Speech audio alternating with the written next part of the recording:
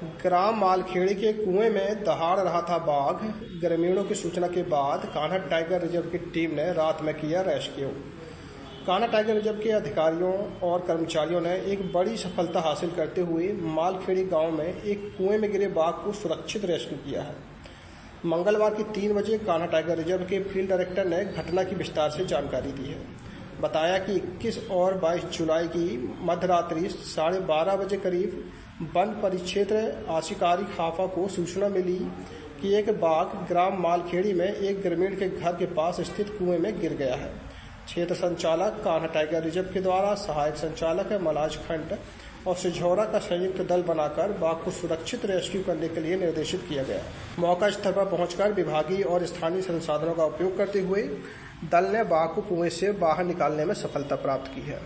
सूचना मिलने के मात्र 2 घंटे में रात्रि 2:45 में बाघ को कुएं से बाहर निकाला गया और वह स्वयं वन क्षेत्र की ओर चला गया। कान्हा के अधिकारी और कर्मचारियों के द्वारा स्थानीय ग्रामीणों को सुरक्षित और सतर्क रहने के लिए रात्रि में ही घर घर पहुंचकर जागरूक किया गया। सूचना प्राप्त हुई कि एक बाघ जो है वो मालखेड़ी गांव है, ये खापा बफर एरिया में आता है, वहाँ एक किसान के कुएं में गिर गया है और जोर से दहाड़ने की आवाज़ आई। हमारा बीट गार्ड और स्टाफ वहाँ मौजूद था, पर दिक्कत ये हो रही थी कि अंधेरा था, बारिश का भी मौसम था, तो हमने अपनी टीम को रवाना किया और हमारे दोनों एडी साहब आशीष पांडे और दूसरे अजय ठाकुर और जो रेंज ऑफिसर हैं संध्या, ये मौके पर पहुँचे और उन्होंने स्थानीय व्यवस्था की। एक किसान की खाट ली और खाट को लेके उसके चारों पाए बांध के उसको नीचे किया और टाइगर जो तैरने का प्रयास कर रहा था वो उसमें बैठ गया।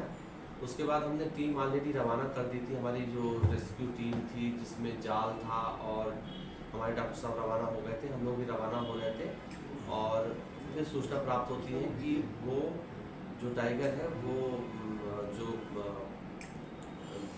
खाट से कूद के जंगल की ओर भाग गया और ये मतलब 2:45 बजे तक ये रेस्क्यू ऑपरेशन हो गया। तो बहुत ही कम समय में हमारी टीम ने बड़ी होशियारी के साथ, बड़ी सजगता के साथ ये ऑपरेशन सक्सेसफुल किया। किसी प्रकार की कोई कैजुअल्टी या कोई चोट? बिल्कुल नहीं। इसके पहले हमने सबसे पहले जो आसपास के गांव वाले थे उनको घर में भेज के स्टाफ को उनके घरों के सामने रखा था कि कोई भी घर से बाहर नहीं निकलेगा।